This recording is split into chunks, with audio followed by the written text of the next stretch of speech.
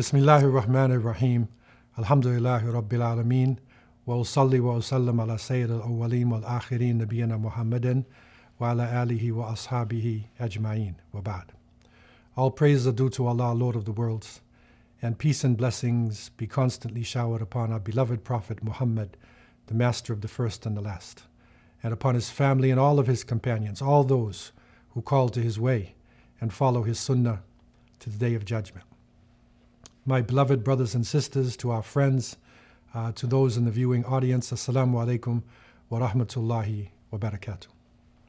Alhamdulillah, another opportunity for us to reflect upon human experience, to reflect upon what happened to people who came before us, and look at it in relationship to our world today. 2020 is a very unique year. The whole world is going through a great pandemic. And Muslims are in a special position in that not only are we isolating ourselves because of the COVID-19 pandemic, but also we have been blessed with the month of Ramadan. And Ramadan is a time of introspection. It is a time of reflection upon the world. And it is a time when Muslims are advised to get deeply into the Book of Allah, Al-Quran. And we recognize that the Quran itself is 1/3 history. 1/3 of the revelation is dedicated to Al-Qasas, to the stories of those who came before us. And Allah subhanahu wa ta'ala tells us in Surah Yusuf, verse 111,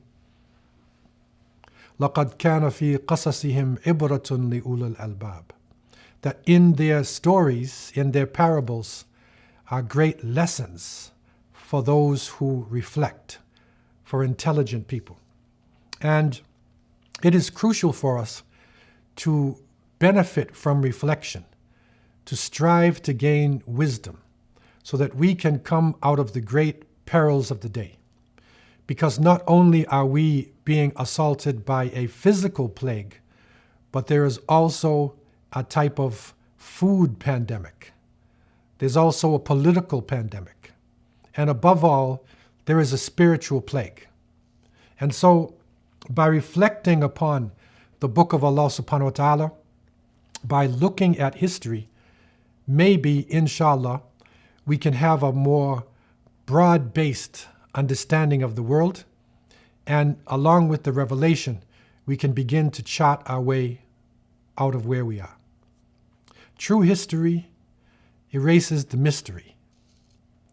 This series that we have been involved in is dedicated to bringing history from the original sources, bringing it together with the revelation, and trying to construct a type of worldview based upon this broad-based understanding. And in looking at East Africa, our focus is East Africa, and we recognize that East Africa, in our broad perspective, starts from the top of the Red Sea and goes down all the way to the south in Mozambique.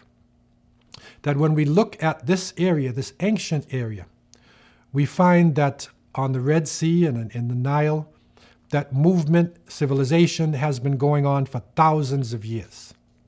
And it is reported that Arab merchants on the Red Sea were plying the sea in their dhows, in their boats, up and down the Red Sea to the Horn of Africa, and over to southern Arabia, over to India, to the South China Sea. And it is reported that in some cases, the Arab merchants even made it all the way to Japan and Korea. And surprisingly enough, this was long before the time of Prophet Muhammad, peace and blessings be upon him, in the 6th century. The merchants on the oceans were aided not only by their courage and their understanding of navigation, but they were also naturally assisted by the monsoon seasons. And it is the northeast monsoons that move people naturally along in the ocean between November and March. The southwest monsoons between April and October. And so during this time, a brisk trade was going on. Trade was happening. Copper, tin, silver, dyed cloaks, tunics were traded for gold, incense, ivory, tortoise shells, and other African products. Into the ocean, Indian spices, jewels, Chinese porcelain. And you can still find traces of this trade in the culture of people in East Africa up until today. When we look back at the recorded information that comes to us after the Egyptian period, we find that in 50 AD, an anonymous Greek traveler who traveled down the Red Sea into the East African coastline, he wrote a book, The Periplus of the Eritrean Sea, and he described navigation not only on the East African coast, but he also talked about navigation all the way to the Indian Ocean. When the Romans took over, they dominated the trade in the Red Sea. And the Romans called the east coast of Africa Azania.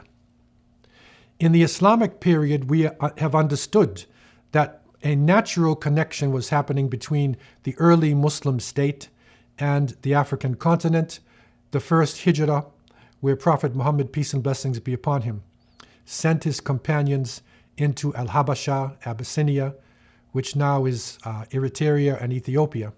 He sent his followers there to the great Christian emperor Ashama an-Najashi. This interaction was a historic one.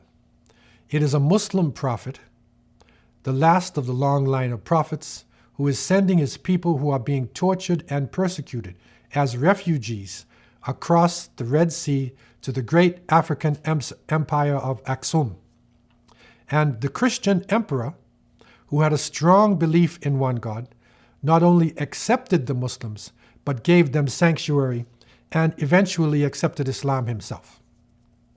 After the time of Prophet Muhammad, peace and blessings be upon him, Umar ibn al-Khattab, radiallahu anh, the great caliph, the second caliph, sent exploratory sea merchants and boats and navy down the Red Sea, but this expedition failed. And he was reminded that the Prophet ﷺ had said, leave the people of Abyssinia alone as long as they leave you. Utruku al-Habasha ma tarakukum. And so Umar, radiallahu anh, set that natural pace, that natural relationship between the Arabian Peninsula, between the Muslims and those who were living on the East African coastline. Following the time of the great caliphs, the Khulafa al-Rashidin, the Umayyad Caliph, and the next dynasty we remember after the rightly guided caliphs was the Umayyad dynasty. The Umayyad Caliph Abdul Malik ibn Marwan sent emissaries into East Africa in 696. And so there was a movement. The Umayyads recognized the presence of Muslims along the coastline. They recognized that there were scholars there. There were people from the family of Prophet Muhammad ﷺ who were living in the Horn of Africa and down the coastline. And so even recent excavations have shown the ruins of a masjid and also Muslim burial sites, which dated back in one case to 780 AD, another to 850 AD. And these were found in Shanga. This is in the Lamu region of present-day Kenya on the East African coastline. And so the early settlements were in connection with the Muslims. And we also have remains of ancient masjids on the island of Pemba and Unguja, known as Zanzibar. We find the connection, and the remains are still there up until today. And so that brisk trade was going on, that natural interaction between the Muslim world, the Arab merchants, and the people along the East African coastline. In looking at East Africa as a whole, we recognize by the Rift Valley that it is connected to the interior. And at that time, a huge expansion was in its climax from the year 1000 BC. A great nation called the Bantu nation expanded itself from the area of Cameroons and Nigeria, and they started moving east. They were carrying metal. They changed the civilizations. They conquered, they organized, and the Bantu people organized complex civilizations and societies, not only in Central Africa, but they reached all along the East African coastline, and they went south into what is now South Africa.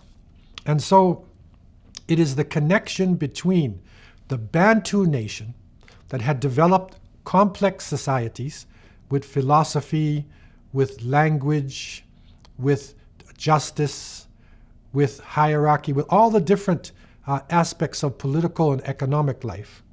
They came in contact with the Arab merchants on the coastline. And so the Swahili culture then develops. And Al-Mas'udi, rahimahullah, who is considered to be the Amir of the Islamic historians, the greatest of Islamic historians and travelers, made 2 journeys into East Africa. And he wrote in his book, Muruj al-Dahab wa Ma'adan al-Jawhar. This is a famous set of writings of Al-Mas'udi where he describes many parts of the world. In 945, he noted that there was a brisk trade that was going on between the Arabian Gulf and the East African coastline. And he wrote about a type of African language that started to have Arabic words in it and Persian words. And he was noticing this African language, something different. This language was later known as Kiswahili. And so that connection, that marriage, so to speak, not only physically between the Arab merchants and the Bantu nations, but also linguistically, culturally, socially, it continued to happen. And we can find in the Chronicle of Lamu and the Chronicle of Kilwa, you will find some ancient reports about the formation of that new Swahili society. In terms of its concept of God, the ancient Bantu people had gone through a stage of evolution, and they had reached the point where the concept of the great cosmic spirit, Mulungu, this great spirit, or the one God, was dominating all of their lesser gods, and they were perfectly set for the coming of Islam.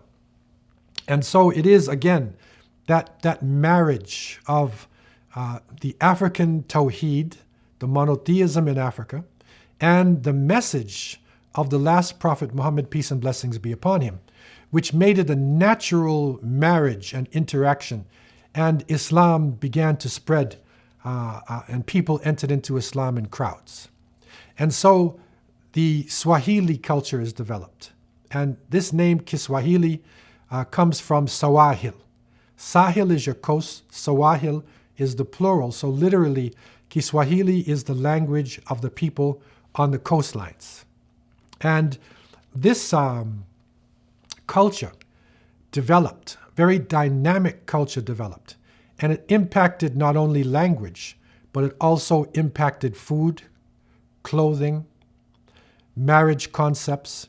And when Islam came in with an organized form of life, with political form of life, with economic form of life, with a way to organize your city and your nation, the Swahili people began to thrive. And between 1100 to 1300 AD, a number of city-states developed along the East African coast.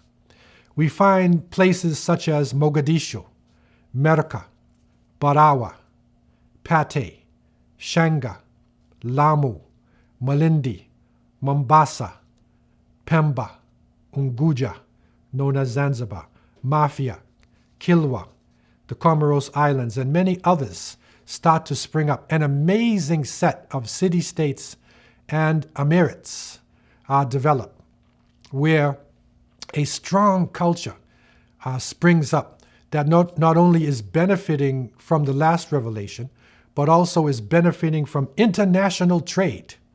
And so amongst the ancient people there, you can actually find Chinese goods, Indian goods, Arabian goods. You will find different products from the interior of Africa. It all blends together into this amazing culture, which surprised a lot of the international travelers when they reached that part of the world. Sharif al-Idrisi, rahimahullah, another great Islamic historian, geographer, and traveler. He visited Unguja, Zanzibar, and Muscat in Oman in the 12th century. And he was amazed at what he saw. He was amazed at the civilization. He was amazed at the level that the people were on. Ibn Battuta, rahimahullah, who was considered to be probably the greatest international traveler who ever lived, even greater than Marco Polo. He visited that area, and he went to Mombasa, to Mogadishu, and to Kilwa in the 14th century. And he actually interacted with the people of a famous city-state that was known as Kilwa. He mentions in his writing, he mentions Abul Muzaffar Hassan, who was a pious Amir, and not only was he ruling his people with wisdom, but he was being visited by the ulama, the scholars coming from Mecca and Medina. And so Ibn Battuta actually writes about this connection between Mecca and Medina and Kilwa as a city-state. And he described the people as being clean and organized and very pious. They were members of the Shafi'i rite. They followed the madhab, or the school of thought of Imam al-Shafi, rahimahullah. And when he describes the area, and it's amazing, he said, Kilwa is one of the most beautiful and well-constructed towns in the world. The whole of it is elegantly built. And when Ibn Battuta is talking about it's one of the most beautiful towns in the world, this is not watching a television or reading a book. Ibn Battuta actually traveled around the world. He actually lived in Sri Lanka, in India, China, in Indonesia, throughout Arabia, throughout North Africa, where he was originally from. And so he describes Kilwa as a beautiful place. And another interesting report, and this is part of our records, and it comes from a Portuguese writer who, in the time of Vasco da Gama, a Portuguese leader, he visited Kilwa in 1502. And so the Portuguese writer, in describing the town, and I want you to reflect upon even present-day Lamu, present-day Zanzibar, I want you to reflect on a classical Islamic town. This is the level that the Swahili people had reached in their beautiful Islamic culture. He writes as follows: "The city is large and is of good buildings of stone and mortar, with terraces, and the houses have much woodworks. The city comes down to the shore and is entirely surrounded by a wall and towers, within which there may be 12,000 inhabitants. The country all around is very luxuriant, with many trees and gardens of all sorts of vegetables, citrons, lemons, and the best sweet oranges that were ever seen, sugarcane, figs, pomegranates, and a great abundance of flocks, especially sheep. The streets of the city are very narrow, as the houses are very high, of 3 and 4 stories, and one can run along the tops of them upon the terraces, as the houses are very close together, and in the port there were many ships." And so he is describing a bustling culture. He is describing an amazing society that Ibn Battuta considered to be one of the most beautiful cities that he's ever seen in the world. Another amazing report comes out of Chinese literature, and that is the journey of the great Chinese admiral Chen Huo. Chen Huo, who in the 15th century became the admiral of probably the greatest fleet in human history at that time. He was originally a Muslim coming from a Mongolian background, a Muslim background, and his people were conquered. He was taken into the court of the Ming dynasty, and because of his natural capabilities, he rose up in the positions, and he became one of the great admirals of the Ming dynasty, to the extent that he was chosen to lead the imperial fleet. So the stories of Chen Huo, the great Muslim who was a servant of the Ming dynasty, but also a believer in the one God, he made 7 amazing voyages in the 15th century. And included in these voyages, for those who are into history, many believe that he actually even went to the Americas. But on the 4th voyage, as he's traveling through from China and down into Indonesia and into Sri Lanka, moving through the oceans with a huge fleet of ships, and he reaches the Persian area, Hormuz. There he meets emissaries who came from the Swahili lands, from Malindi, from Barawa, from Mogadishu. He met them there in Hormuz, and he was surprised to see that amongst the gifts and products that the Swahilis were bringing into the Persian area, they had a huge animal we now know as a giraffe. And this shocked the Chinese, and they thought it was like a unicorn or some mystical creature that appeared in their literature. And so he convinced them to come back with him to China, and they gave the gift to the emperor of the Ming dynasty, and the people were amazed by the stories that were coming from East Africa. It was known, the trade was known, because the Chinese were getting the gold, the spices, the ivory, the African products coming out of that region from ancient times. But they didn't know about the people. They didn't understand about the animal life and something about the culture of the people there. On the 5th voyage, Chen Huo, rahimahullah, he visited Persia, Yemen, Mogadishu, Barawa, Malindi, and the Chinese anchored in 1418 on Patay Island. And legend has it that the Swahili people woke up one day and they saw 300 ships coming out of the ocean. It was an amazing armada.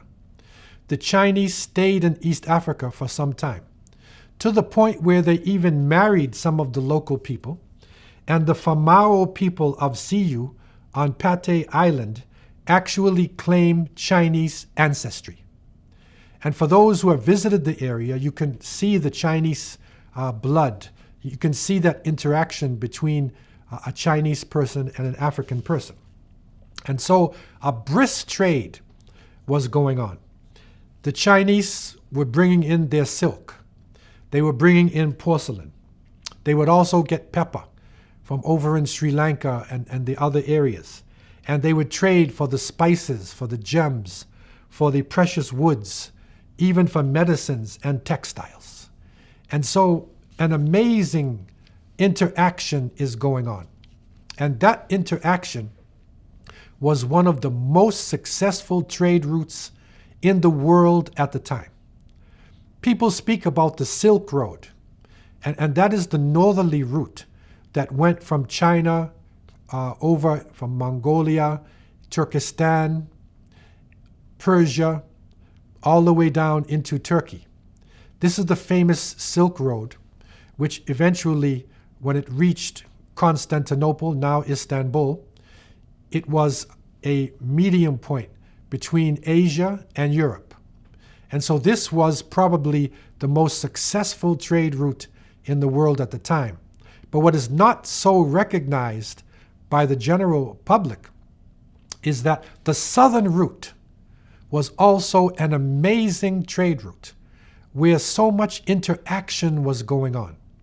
And we find that in terms of the culture, the porcelains, the silks, the spices, and of course from southern Arabia, the frankincense and the myrrh, people benefited from this not only in their physical life, but in their spiritual life.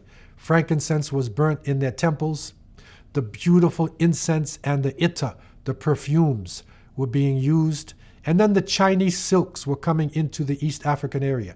The beautiful porcelains were coming in. And so this is an international fusion of culture moving along the trade routes, and at the core of this in East Africa were the Swahili people. And so that trade route was one of the most important movements of civilization of human beings at the time in the ancient world. And the Islamic faith as well moved along with the merchants, because Muslim scholars and ulama and people of dawah, of the call, moved along with the merchants. They entered into East Africa. They moved along the trade routes. They moved from southern Arabia over into Sri Lanka, up into what is now Bangladesh. They also moved into Kerala, which is the west coast of India, and down into Malacca, Malaysia, into Indonesia. The missionaries also went up into the Philippines. And so that whole area we see are followers of Imam Shafi'i rahimahullah. And it's surprising because people generally think of Indian people or Pakistani people as Hanafi Muslims, the Hanafi rite. But on that coastline in Kerala, they're actually Shafi'i. And the same traditions, and we find some of the oldest masjids in Southeast Asia along the coastlines.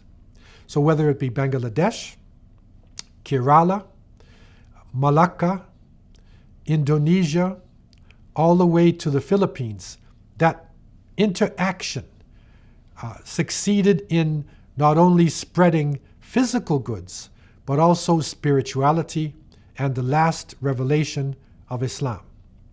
And so a type of cultural unity developed amongst the people of the area. Scholars, ulama, traveled back and forth to different places. And I can even remember in living in Cape Town in South Africa for a period of time, that the scholars from Indonesia traveling along these routes actually made it all the way to Cape Town and to other parts of Southern Africa. And so it is an international trade and interaction. Now, looking at East Africa again, we recognize it's not only the coastline, but it also is the interior. And this is where the Swahili merchants made amazing explorations. Al-Mas'udi, rahimahullah, again, the great Amir of the historians, wrote from back in the 10th century. He spoke about the journey of Arab merchants, Swahili merchants, as far as Cape Delgado, which is in the northern province of Mozambique. And so into that region along the coast in the south, the Swahili merchants then moved into the interior. There are river systems, Zambezi River system. There are major rivers that move from the coastline moving in. And the Swahili merchants traveled to the interior, and they traveled along the river systems mainly for gold. There is a misunderstanding that they were traveling for slaves, but slavery was not a major Islamic institution at that time. Slaves were being used by people all throughout the world as a means of carrying goods. And so the Swahili merchants then moved inland to the great Zimbabwe. And Zimbabwe had one of the most active gold mines in the world. And so the trade from Zimbabwe to the coastline was a brisk one. And there is a recorded report which came, we still have, from a Portuguese traveler in 1511, Antonio Fernandes, and he writes about following the well-worn trade route from Sofala, which is on the coastline in Mozambique, to the King Chitake of Zimbabwe. And so the trade centers were set up along the coast. Along the rivers, trade centers, all the way to the Great Zimbabwe. And you can still see in Zimbabwe the ruins of a major civilization which developed from the African people living there, the Shona and the Bantu people in the interior, and also their connection with the Swahili people on the coast. Islamic teachings were moving along as well. And the trade and the teachings of Islam reached Malawi. It reached not only Zimbabwe, but Zambia, and all the way to Uganda. And in South Africa, it is reported that even in Limpopo and Mpumalanga, that these are present-day South Africa, that the Swahili merchants reached this area, and the gold trade coming out of South Africa was reaching the coast. The Swahili merchants also reached Uganda. And because of their interaction with the people, their character, and how they were dealing, they impressed one of the princes of the Buganda people.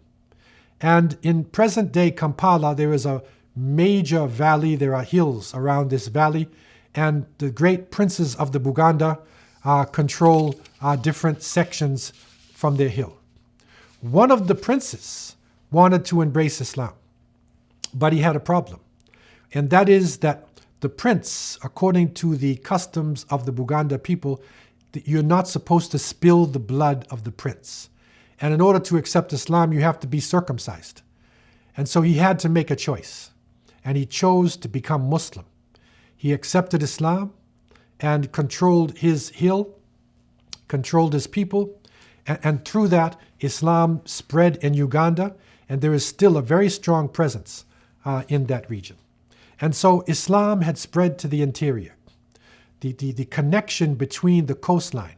Again, this is East Africa. This is the business that is going on, which is connecting the interior of Africa, southern Africa, to the coastline, to Persia, to Indonesia, to China. It is an international connection that is going on.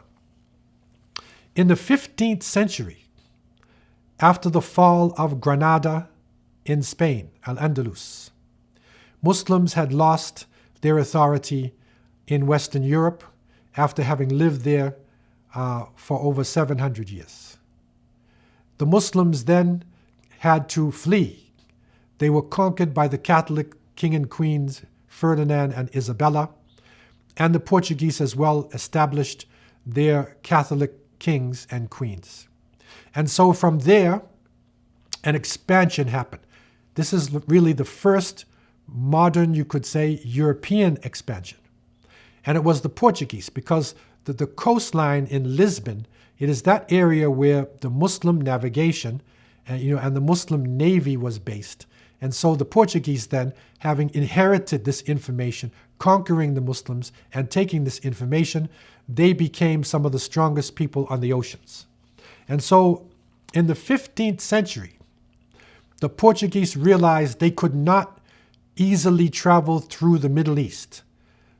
The Turkish nations were there, the Arab nations, the Muslims were strong in this region. So they couldn't make it through without dealing with the Muslims. And so they were looking for a way around the Middle East. And so they started to move along the shores of Africa.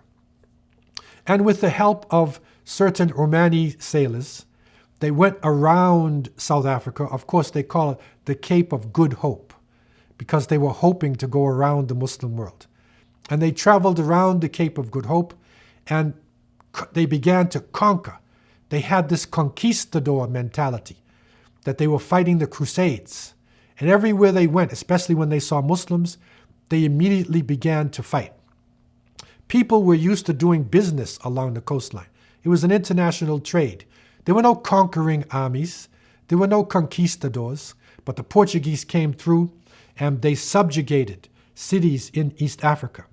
And they built forts on the coastline.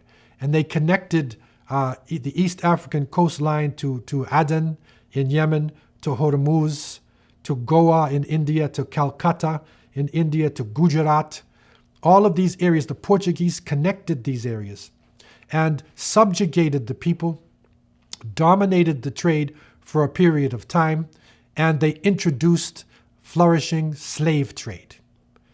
And so really, for the first time, slavery was being introduced, not as a means of carrying goods, as a means of the relationship between employer and employee, which was all over the world, because slavery continued in the world up until the 19th century. They introduced the slave as the means of production. That is the product. So this is different than looking for gold or looking for ivory. The slave becomes the product. And the Portuguese introduced this, and the people resisted. And the local Swahilis were resisting and finding the Portuguese overwhelming. Their huge forts on the coastline you can still see in Mombasa and Malindi, and in many places you will see the Portuguese forts. The Omani Muslims coming from southern Arabia, having fighting skills and ocean skills, they came together with the Swahili Muslims and they defeated the Portuguese. But the problem that happened after the Portuguese were driven out, in 1812, a division broke out between the people of Mombasa and Lamu. And this infighting going on amongst the Swahilis caused the Omanis to come in. They broke it up, they took over, and they established peace in the region. But Sultan Sayyid Said of Oman, after having established peace in the region, and the Omanis looking at this area as a fair-seeming place with an amazing type of culture, they decided to subdue the whole Swahili coast. And so the Omanis subdued the Swahili coast and continued the slave trade of the Portuguese. And this is one of the difficult times, one of the sad times in our history, where slavery as a means of production, where people were actually the main products, it developed. And so the plantations, the slave trade continued. It never reached the level of the Atlantic slave trade. And those who would say that it did have to bring the proof. Because with the Atlantic slave trade, we can see that millions of people were transported from Africa into the Americas. And the result, the remainder, is the people. In Brazil, in the Caribbean, in the United States, there are black people. But it was not the same in East Africa. The Omanis were involved in this, and it's only really from 1812 until the late 19th, early 20th century, when they were subdued by the colonial powers, that you actually find slavery. And so it existed, and it is not within the Islamic mandate to do that. It was counter-Islam that they were involved in.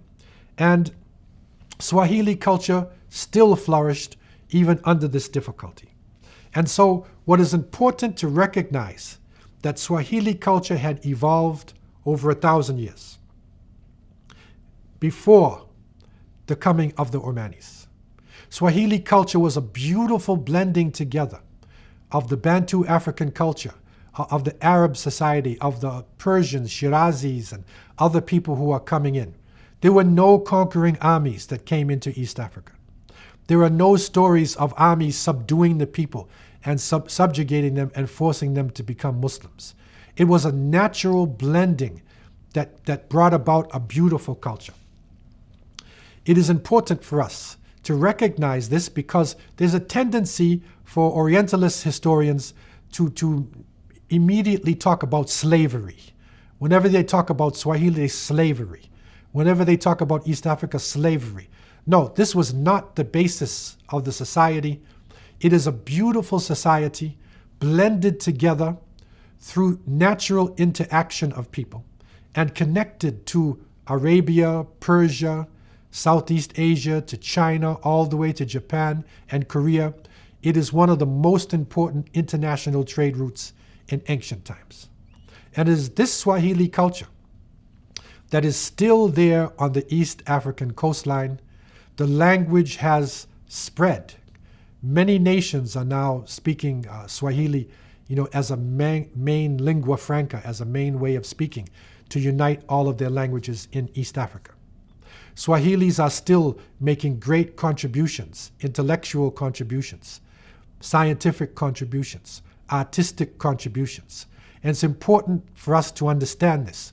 When we see that people in this region are suffering in a drought, when we see that the pandemics, that the international disease of the economy, you could say that the economic plague is striking the people of this region, we have to recognize that this is a great civilization. And the people there have an amazing culture which has evolved over thousands of years and still is making great impact in the world today. And so this is the world of the Swahili. This is the world of East Africa.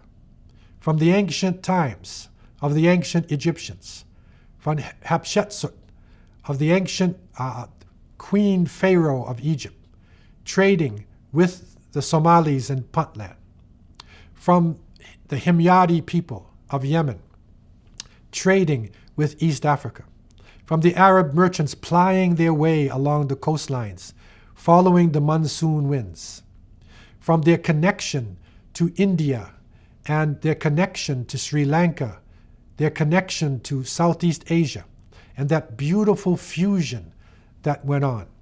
This is a celebration. It's a celebration of culture. It's a celebration of spirituality.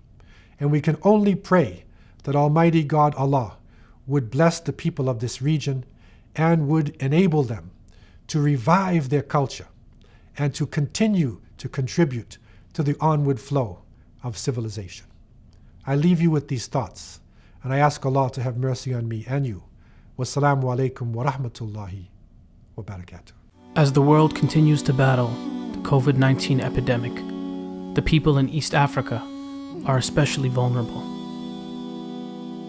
The number of confirmed cases is rapidly increasing, and the closing of schools, local markets, and businesses means that millions in the Horn of Africa will be potentially affected. In rural areas and refugee camps, there is no healthcare system that can handle such a pandemic, and the economic shock resulting from this crisis could be catastrophic. Freedom. At Araha Relief, we are working with our teams on the ground to provide relief packages in the form of hygiene products, specially trained healthcare professionals, and food baskets to help ensure basic day-to-day survival. You can help today by making a contribution towards our COVID-19 appeal and providing comfort and relief to our brothers and sisters in East Africa. Visit our website and make a donation today.